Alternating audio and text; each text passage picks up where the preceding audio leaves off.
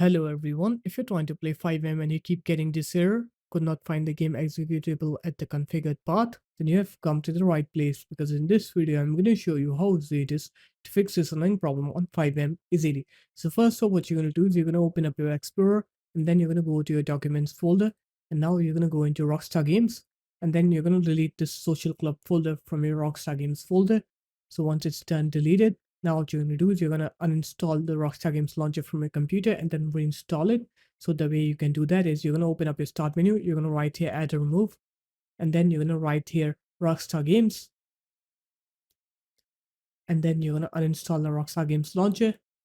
Once it's done uninstalled, now you're going to go ahead and download it from the internet again. And once it's done downloading, open it up and reinstall the Rockstar Games launcher on your computer. Once it's done fully installed, now what you're going to do is you're going to open the Rockstar Games launcher, but make sure to run it as administrator.